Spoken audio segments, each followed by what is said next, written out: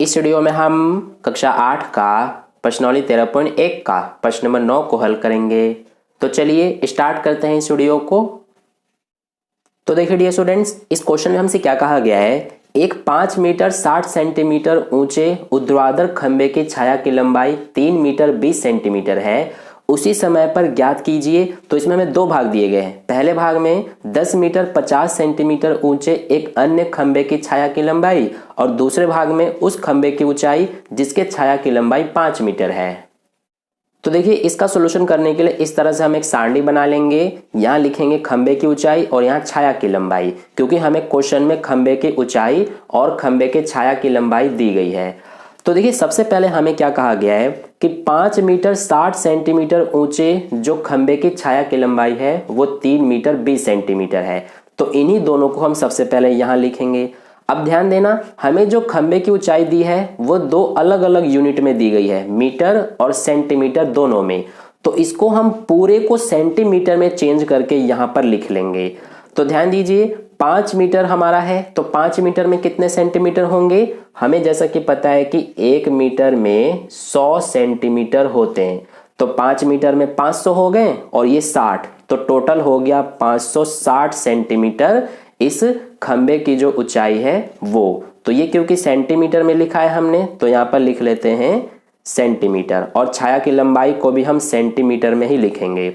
तो ध्यान दीजिए खंबे की छाया की लंबाई हमें ये दी गई है, तो यहाँ पर 3 मीटर और 20 सेंटीमीटर है। तो 3 मीटर में कितने सेंटीमीटर होंगे, 300, और ये 20, यानी कि टोटल 320 सेंटीमीटर हो गया। तो ये चीज हमें दी गई है, हमने इस पूरे को सेंटीमीटर में कन्वर्ट करके लिख लिया। अब पहले पार्ट में हमसे पूछा है कि 10 मीटर 50 सेंटीमीटर ऊंचे एक अन्य खंबे की छाया की लंबाई, यानी कि हमें खंबे की छाया की लंबाई बतानी है पहले पार्ट में।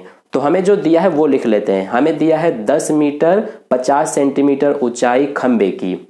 अब ध्यान दीजिए ये भी हमें मीटर में दिया है, तो इसको भी सेंटीमीटर में चेंज करेंगे।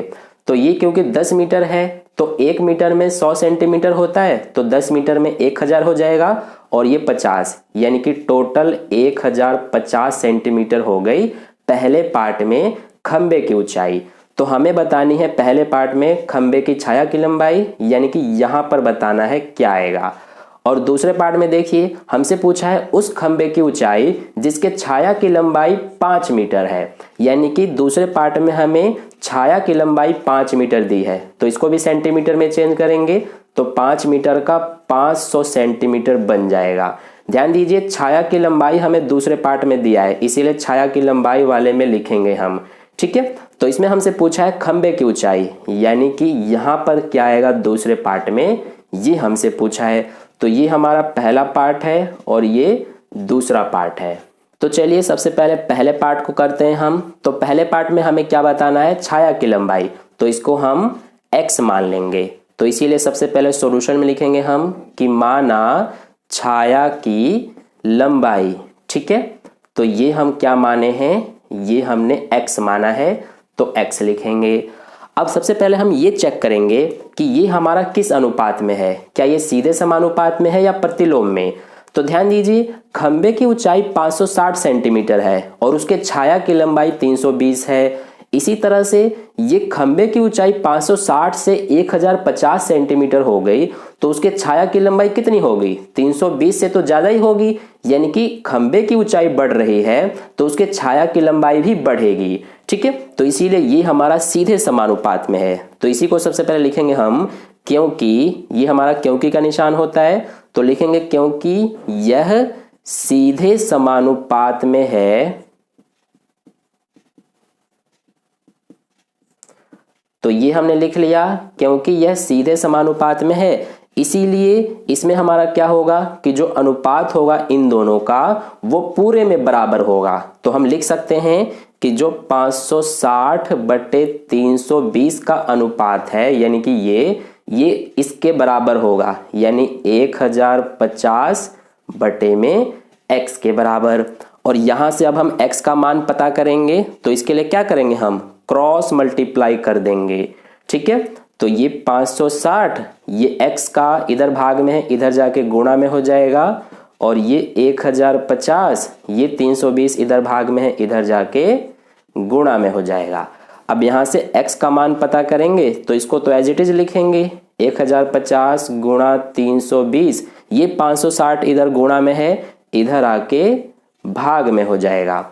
अब यहाँ से इसको सॉल्व करेंगे तो ध्यान दीजिए यहाँ पर हम क्या करेंगे कि ये एक जीरो से एक जीरो काट देंगे।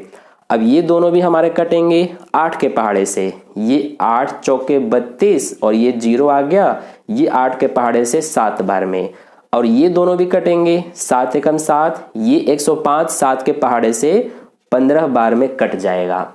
तो x बराबर क्या बच रहा है हमारा, ये बच रहा है 15 गुणा में ये 40, तो इतना हमारा बच रहा है। तो अब हम क्या करेंगे कि इन दोनों का गुणा कर देंगे, यानी 15 और 40 का, तो ये हमारा कितना आ जाएगा 600। ठीक है, तो ये हमारा x का मान 600 आ गया, तो यही हमारा आंसर हो जाएगा। लेकिन ये सेंटीमीटर में आया है। ठीक है, तो ये तो हमारा सेंटीमीटर में आ गया, लेकिन हमें मीटर में कन्वर्ट करना है। तो कैसे करेंगे हम, बहुत ही ईजी है।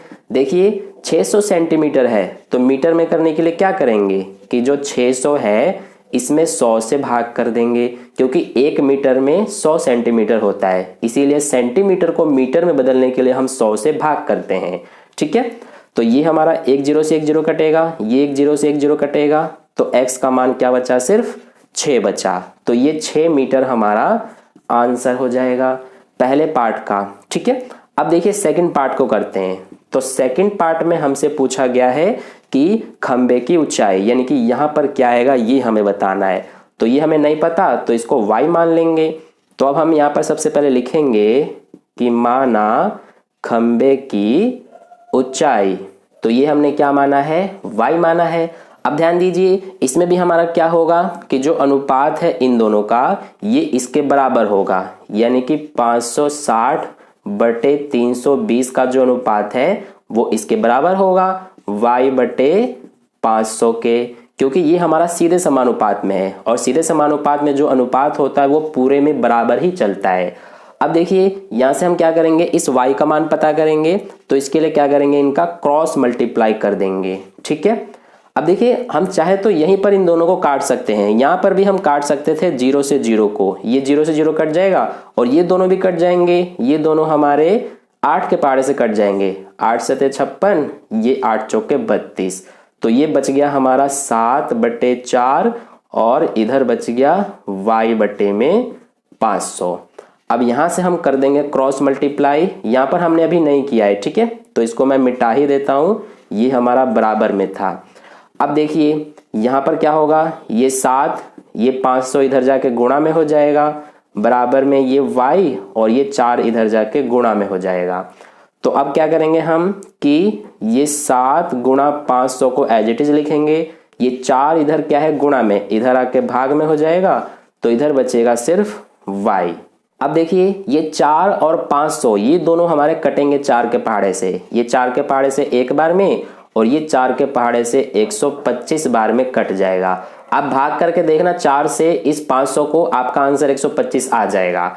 तो हमारा यहाँ पर y का मान कितना आ जाएगा, ये हम 7 और 125 का गुणा कर देंगे, तो y बराबर आ जाएगा हमारा, ये हो जाएगा 7 पंजे 35 का 5, 7 दूना 14 और 3 17 का 7, 7 एकम 7 और 1 8, तो y बराबर 875 और ये हमारा पूरा सेंटीमीटर में हो जाएगा।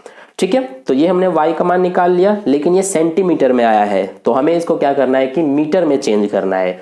तो इसके लिए क्या करेंगे कि जो 875 है इसमें हम 100 से भाग कर देंगे, जैसे यहाँ पर किया था। अब देखिए 100 से भाग करेंगे तो क्या होगा, यहाँ पर 100 में क्योंकि 2 जीरो है, तो जब इससे भाग करेंगे तो हमारा पीछे से 2 अंकों के बाद पॉइंट लग जाएगा, यानी कि यहाँ पर, तो ये हमारा हो जाएगा 8.75। ठीक है, तो ये बन गया हमारा मीटर में। तो हम क्या लिखेंगे, देखिए 8 जो है पॉइंट से पहले है, तो ये हमारा 8 मीटर में हो जाएगा, और पॉइंट के बाद 75 है, तो ये हमारा 75 सेंटीमीटर में हो जाएगा। तो 8 मीटर 75 सेंटीमीटर, यही आंसर है सेकंड पार्ट का। तो ये हो गया हमारा प्रश्न नंबर 9 का सॉल्यूशन कंप्लीट। आई होप आपको अच्छे से समझ में आ गया है। अगर आपको वीडियो अच्छा लगा है तो वीडियो को लाइक कर देना, अपने दोस्तों के साथ भी शेयर कर देना, और चैनल पर नए आए हैं तो चैनल को सब्सक्राइब करके बगल में जो बेल आइकन आता है उस पर ऑल नोटिफिकेशन वाले पे क्लिक कर लेना, ताकि नेक्स्ट वीडियो जैसी अपलोड की जाए उसका नोटिफिकेशन सबसे पहले आपको मिल जाए। मिलते हैं फिर नेक्स्ट वीडियो में। धन्यवाद।